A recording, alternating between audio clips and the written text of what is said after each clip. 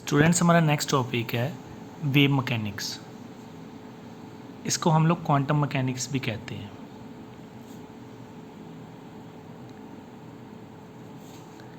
Wave mechanics या quantum mechanics हमें explain की थी साइंटिस्ट स्क्रोडिंजर ने इन 1926, और इस इक्वेशन को हम लोग स्क्रोडिंजर वेव इक्वेशन भी कहते हैं। इस चीज़ को ज़रा ध्यान से समझना। स्क्रोडिंजर ने एक इक्वेशन बनाई थी। ये इक्वेशन बनी थी 3 डायमेंशनल में। 3 डायमेंशन में उसने एक इक्वेशन बनाई थी जिसने मॉडल ऑफ एटम को रिप्रेजेंट किया था, और उस मॉडल ऑफ एटम को हम नाम देते हैं quantum mechanical model of atom. तो स्क्रोडिंजर साइंटिस्ट ने हमें मॉडल ऑफ एटम एक्सप्लेन किया था, and that model is 3 dimensional, जो आजकल हम लोग यूज़ कर रहे हैं एटम के लिए। तो ये इक्वेशन स्क्रोडिंजर ने बनाई थी। ये इक्वेशन मैं आपको समझा देता हूँ। बेसिकली इसको याद करने की ज़रूरत नहीं है। That is d square psi upon d x square plus d square psi upon d y square plus d square psi upon d z square plus 8 pi square m upon h square into E minus potential energy into psi is equal to 0। तो यहाँ पे 3 चीज़ें हैं जो आपको अलग दिख रही हैं। एक है एक्स, वाई और जेड, ये हैं कोऑर्डिनेट्स। दूसरी चीज़ है साई। ये मैं आपको बताता हूँ कि क्या होता है। E is the energy, P E is the potential energy. तो ये इक्वेशन बनाई थी स्क्रोडिंजर ने तीनों कोऑर्डिनेट्स को लेके। अब सबसे पहले हम बात करते हैं कि ये साई क्या होता है। साई का सिंबल इस तरीके से होता है, एक त्रिशूल की तरह, और इस साई को हम नाम देते हैं एम्पलीट्यूड फंक्शन। इस साई का मेन काम होता है कि हमें तीनों कोऑर्डिनेट्स में टर्म्स को एक्सप्रेस करके बताता है। मतलब साई जो हम लोग फाइंड आउट करते हैं, इसकी वैल्यू वो हम लोग तीनों कोऑर्डिनेट्स में फाइंड आउट कर सकते हैं। बेसिकली साई का कोई भी सिग्निफिकेंस नहीं होता, बस इसका सिग्निफिकेंस ये होता है कि तीनों कोऑर्डिनेट्स में हमें वैल्यू को एक्सप्लेन करके बताता है। नेक्स्ट है साई स्केयर। साई स्केयर होता है प्रोबेबिलिटी फैक्टर। ये साई स्केयर हमें बताता है कि न्यूक्लियस के आसपास इलेक्ट्रॉन्स की मैक्सिमम प्रोबेबिलिटी कहाँ पे है। मतलब ये साई स्केयर हमें बताता है कि न्यूक्लियस के आसपास मैक्सिमम इलेक्ट्रॉन्स कहाँ पे प्रेजेंट होते हैं। तो उसको हम नाम देते हैं साई स्केयर। ठीक है। अभी मैंने आपको पीछे बताया था कि जहाँ पे मैक्सिमम प्रोबेबिलिटी होती है इलेक्ट्रॉन्स की, उसको हम नाम देते हैं ऑर्बिटल। जहाँ जैसे यहाँ पे एक सर्कल बना हुआ है, तो ये एस ऑर्बिटल है। तो साई स्केयर हमें बताता है कि न्यूक्लियस के आसपास इलेक्ट्रॉन की मैक्सिमम प्रोबेबिलिटी कहाँ पे है। So that is the Sai square. तो ये चीज़ें हमें एक्सप्लेन की थी स्क्रोडिंजर ने। अब हम लोग मेन मॉडल की बात करते हैं, and that model name is quantum mechanical model of atom. This model is 3 dimensional model. बाकी सारे 2 डायमेंशनल मॉडल थे, सिर्फ यही 3 डायमेंशनल मॉडल था। तो इस 3 डायमेंशनल मॉडल के मेन पोस्टुलेट्स क्या हैं वो हम लोग डिस्कस करेंगे। सबसे पहला, क्वांटम मैकेनिकल मॉडल ने हमें बताया कि जो इलेक्ट्रॉन की एनर्जी है वो फिक्स्ड होती है, वो चेंज नहीं होती, and that energy value is -2.18 into 10⁻⁻18 upon n square into Z square. इसमें n क्या है, नंबर ऑफ शेल, और z क्या है, एटॉमिक नंबर। ये फॉर्मूला हम लोगों ने किया था बोहर मॉडल में। तो बोहर का ही फॉर्मूला उसने लिया हुआ है कि इलेक्ट्रॉन की एनर्जी जो है वो हमेशा फिक्स रहती है, वो वेरी नहीं करती। सेकेंड पॉइंट उसने कहा कि न्यूक्लियस के आसपास जहाँ पे मैक्सिमम प्रोबेबिलिटी है इलेक्ट्रॉन की, जहाँ पे हम लोग मैक्सिमम इलेक्ट्रॉन्स को फाइंड आउट कर सकते हैं, उस जगह को हम नाम देते हैं एटॉमिक ऑर्बिटल। थर्ड, उसने कहा कि एटॉमिक ऑर्बिटल को हम रिप्रेजेंट करते हैं साई के साथ। ठीक है। और एक एटॉमिक ऑर्बिटल में मैक्सिमम 2 इलेक्ट्रॉन्स होते हैं with the opposite spin. Fourth, उसने ये बताया कि जो साई स्केयर है उसको हम नाम देते हैं प्रोबेबिलिटी डेंसिटी या प्रोबेबिलिटी फैक्टर। और ये साई स्केयर हमें बताता है कि न्यूक्लियस के अराउंड इलेक्ट्रॉन की मैक्सिमम प्रोबेबिलिटी कहाँ पे है। नेक्स्ट पॉइंट, इस मॉडल ने हमें एटॉमिक ऑर्बिटल्स की शेप्स के बारे में भी एक्सप्लेन किया था कि एटॉमिक ऑर्बिटल की शेप कैसी होती है। जैसे एस एटॉमिक ऑर्बिटल है, पी है, डी है या एफ है, तो इसने हमें इनकी शेप्स को भी एक्सप्लेन किया था कि जैसे एस की शेप है स्फेरिकल, पी की शेप है डम्बल, डी की शेप है डबल डम्बल और एफ की शेप होती है डिफ्यूज्ड। तो इन शेप्स के बारे में भी हमें क्वांटम मैकेनिकल मॉडल ने एक्सप्लेन किया था। क्लियर? आपने इसके मेन फीचर्स ही याद रखने हैं और मोस्टली इनके फीचर्स आप लोगों ने पीछे पढ़ लिए हुए हैं। अब जो सबसे मेन टॉपिक स्टार्ट हो रहा है, जो इस चैप्टर का मेन बेस है, वो है क्वांटम नंबर्स। इसको ज़रा ध्यान से समझना। हम बात कर रहे हैं क्वांटम नंबर्स की। तो क्वांटम नंबर एक्सप्लेन करने से पहले मैं आपको एक एग्जांपल देता हूँ। जैसे आपके घर पे कोई भी लेटर आती है, चिट्ठी जिसको हम कहते हैं, कोई भी चिट्ठी आती है, तो जैसे फॉर एग्ज़ाम्पल आप लोग ने किसी को पोस्ट करनी है चिट्ठी, तो आप लोग सबसे पहले क्या पता करते हो? उस पर्सन का नाम, ठीक है, ज़्यादा से ज़्यादा उसका फादर नेम साथ में, ठीक है, उसका हाउस नंबर, ठीक है, कौन सी स्ट्रीट में रहता है, ठीक है, कौन सी सिटी में रहता है, कौन से डिस्ट्रिक्ट में रहता है और कौन सी स्टेट में रहता है, और अगर वो आउट ऑफ कंट्री है तो वो कौन सी कंट्री में रहता है। जब भी आप किसी को चिट्ठी डालते हो या किसी को पोस्ट करते हो लेटर, तो आप लोग ये चीज़ें सारी लिखते हो, name, house number, street, city, district, state, ये सारी चीज़ें लिखते हो। और अगर बाहर भेजनी है तो साथ में कंट्री भी लिखते हो। तो इट मीन्स जब भी आपने किसी को लेटर पोस्ट करते हो तो आप लोग उस पर्सन की पूरी चीज़ें लिखते हो कि ताकि उसके घर तक वो चीज़ पहुंच जाए। सेम उसी तरीके से क्वांटम नंबर्स क्या होते हैं? क्वांटम नंबर्स ऐसे नंबर हैं जो हमें इलेक्ट्रॉन की कंप्लीट इन्फॉर्मेशन देते हैं। ये क्वांटम नंबर हमें इलेक्ट्रॉन की कंप्लीट इन्फॉर्मेशन देते हैं कि इलेक्ट्रॉन की लोकेशन कहाँ पे है, इलेक्ट्रॉन की एनर्जी क्या है, इलेक्ट्रॉन कौन से ऑर्बिटल में प्रेजेंट है, इलेक्ट्रॉन की ओरिएंटेशन कैसी है या वो स्पिन कैसे कर रहा है। इट मीन्स इलेक्ट्रॉन की कंप्लीट इन्फॉर्मेशन वो हमें बताते हैं quantum numbers. Basically quantum numbers 4 types के होते हैं। सबसे पहला क्वांटम नंबर है प्रिंसिपल क्वांटम नंबर, जिसको हम n से इंडिकेट करते हैं। प्रिंसिपल क्वांटम नंबर हमें बताता है कि न्यूक्लियस से इलेक्ट्रॉन का डिस्टेंस कितना है। Distance from the centre of nucleus to the electron is indicated by principal quantum number. तो एक चीज़ याद रखना, जितना ज़्यादा n की वैल्यू होगी, n मीन्स जितने ज़्यादा शेल्स बढ़ते जाएंगे उतना ही ज़्यादा डिस्टेंस बढ़ता जाएगा न्यूक्लियस से। इट मीन्स जितने ज़्यादा नंबर ऑफ शेल्स इंक्रीज़ करते जाएंगे उतना ही न्यूक्लियस और इलेक्ट्रॉन का डिस्टेंस बढ़ता जाएगा। दूसरी चीज़ हमें बताई थी प्रिंसिपल क्वांटम नंबर ने, एनर्जी ऑफ इलेक्ट्रॉन। अगर हम इलेक्ट्रॉन की एनर्जी फाइंड आउट करें तो ये होती है -2.18 इंटू 10⁻⁻18 इंटू Z² तीसरी चीज़ हमें बताई थी प्रिंसिपल क्वांटम नंबर ने कि अगर मेरे पास एक पर्टिकुलर शेल है, उस शेल में अगर मैंने इलेक्ट्रॉन्स निकालने हैं तो उसका फॉर्मूला होता है 2n², जैसे आप 9th में पढ़ते आ रहे हो। अगर मेरे पास K शेल है तो वो होता है फर्स्ट शेल, ये हो गया 2 × 1² दैट इज़ 2, मतलब K के अंदर मैक्सिमम 2 इलेक्ट्रॉन्स होंगे। अगर मेरे पास L शेल है तो n होता है 2, ये बन गया 2 × 2² दैट इज़ 8, मतलब L शेल में मैक्सिमम 8 इलेक्ट्रॉन्स होंगे। थर्ड M शेल, इसमें n की वैल्यू है 3, ये हो गया 2 × 3², 3 3 9 2 18, M के अंदर होंगे 18 electrons and similarly n is equal to 4, 2 × 4², 4 4 16, 2 32, तो n के अंदर होंगे 32 इलेक्ट्रॉन्स। तो यही चीज़ें हमें एक्सप्लेन की थी प्रिंसिपल क्वांटम नंबर ने।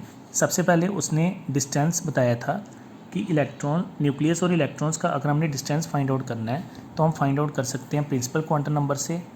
अगर हमने इलेक्ट्रॉन की एनर्जी फाइंड आउट करनी है तो हम फाइंड आउट करते हैं प्रिंसिपल क्वांटम नंबर से।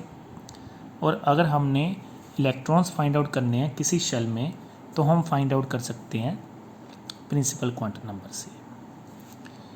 अगर शॉर्ट में मैं बात करूं तो प्रिंसिपल क्वांटम नंबर हमें एक्सप्लेन करता था शेल्स के बारे में। क्लियर।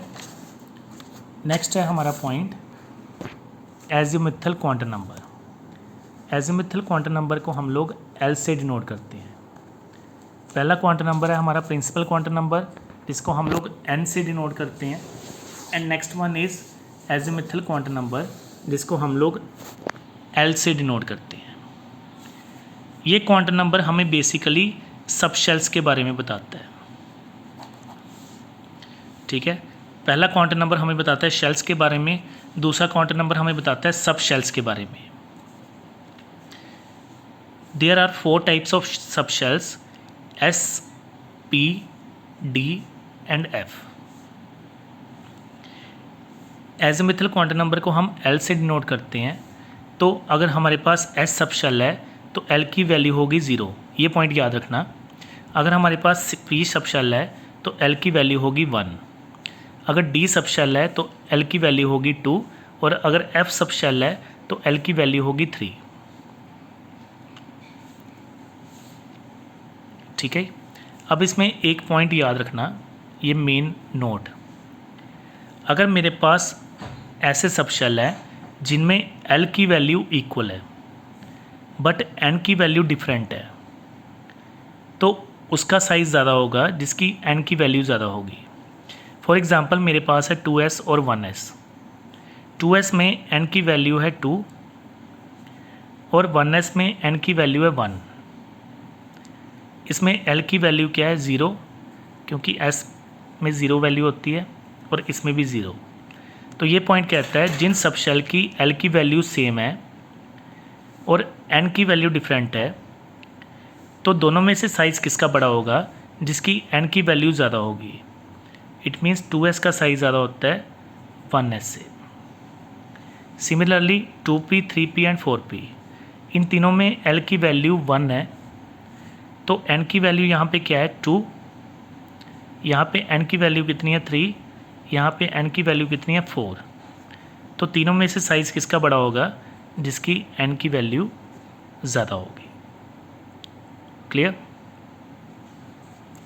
थर्ड टाइप है मैग्नेटिक क्वांटम नंबर, जिसको हम लोग ml से डिनोट करते हैं। मैग्नेटिक क्वांटम नंबर हमें बताता है ऑर्बिटल्स के बारे में। ये ऑर्बिटल्स सब शेल्स के अंदर प्रेजेंट होती हैं। मींस पहला क्वांटम नंबर प्रिंसिपल बताता था शेल्स के बारे में, एजिमुथल क्वांटम नंबर बताता है सब शेल्स के बारे में, और मैग्नेटिक क्वांटम नंबर बताता है ऑर्बिटल्स के बारे में। ये ऑर्बिटल्स हम लोग निकाल सकते हैं सब शेल से। ठीक है, इसको हम डिनोट करते हैं ml से। ऑर्बिटल्स निकालने का हमारे पास फॉर्मूला होता है 2l+1 वैल्यूज़। फॉर एग्ज़ाम्पल अगर L की वैल्यू हमारी 0 है तो ml की वैल्यू हम निकाल सकते हैं 2n+1 वैल्यू से। ये बन जाएगा 2 × 0 + 1, कितनी वैल्यू आ गई 1। 1 वैल्यू होती है 0।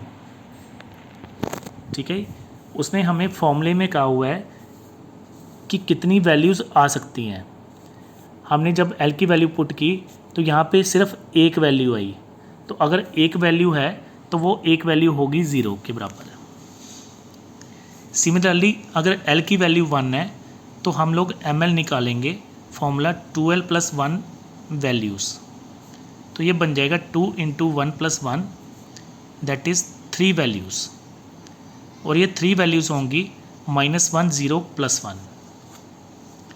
अगर L की वैल्यू 2 है तो ml की कितनी वैल्यूज़ होंगी 5 वैल्यूज़। तो ये 5 वैल्यूज़ होंगी स्टार्ट 0 से, ये होगा -1, +1, +2 एंड -2। ml की 5 वैल्यूज़ होंगी। अब ध्यान से सुनना, एल जो है वो रिप्रेजेंट करता है सब शेल्स को, और जो एम एल है वो रिप्रेजेंट करता है ऑर्बिटल्स को। यहाँ पे ऑर्बिटल हमारा एक है जिसकी वैल्यू 0 है, यहाँ पे ऑर्बिटल हमारे 3 है जिसकी वैल्यू -1 0 +1 है, और यहाँ पे ऑर्बिटल हमारे 5 है जिसकी वैल्यू -2 -1 0 +1 +2 है। क्लियर? अब अगर हम लोगों ने ऑर्बिटल्स फाइंड आउट करने हैं शॉर्टकट मेथड से, जैसे मान लो मेरे पास n दिया हुआ है 4, तो आपसे कहता है कि इसके ऑर्बिटल्स निकालो। तो ऑर्बिटल निकालने का फॉर्मूला होता है n², दैट इज 16 ऑर्बिटल्स। ठीक है, जो प्रिंसिपल क्वांटम नंबर में किया था फॉर्मूला 2n², वो इलेक्ट्रॉन्स निकालने के लिए। ये फॉर्मूला हम लोग इलेक्ट्रॉन्स निकालने, ऑर्बिटल्स निकालने के लिए यूज़ करते हैं। Clear? And the fourth point is which is so simple, that is the spin quantum number. Spin quantum number को हम लोग ms से डिनोट करते हैं। स्पिन क्वांटम नंबर हमें कहता है कि जैसे अर्थ सन के अराउंड रिवॉल्व करती है और अपने एक्सिस में भी रिवॉल्व करती है, तो जब अपने एक्सिस में रिवॉल्व करती है वैसे ही न्यूक्लियस के अराउंड इलेक्ट्रॉन्स रिवॉल्व करते हैं।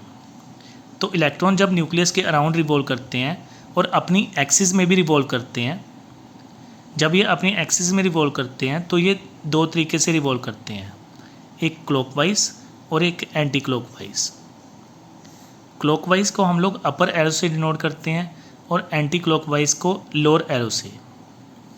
क्लॉकवाइज की वैल्यू होती है +½ एंटी क्लॉकवाइज की वैल्यू होती है -½ it means spin quantum number हमें कहता है कि जब इलेक्ट्रॉन्स न्यूक्लियस के अराउंड घूमता है वो अपने एक्सिस के अराउंड भी रिवॉल्व करता है, और अपने एक्सिस के अराउंड वो 2 तरीके से रिवॉल्व करता है, एक क्लॉकवाइज और एक एंटी क्लॉकवाइज। क्लॉकवाइज की वैल्यू होती है +½ और एंटी क्लॉकवाइज की वैल्यू होती है -½ क्लियर? अब यहाँ पे मैंने एक चार्ट बनाया हुआ है, आपको मैं बता देता हूँ कि इसको कैसे पूरा करना है।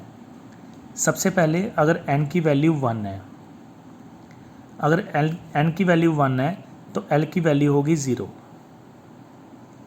क्योंकि l निकालने का फॉर्मूला होता है n-1, तो l की वैल्यू होगी 0। ml की वैल्यू निकालने का फॉर्मूला 2l + 1 वैल्यूज़।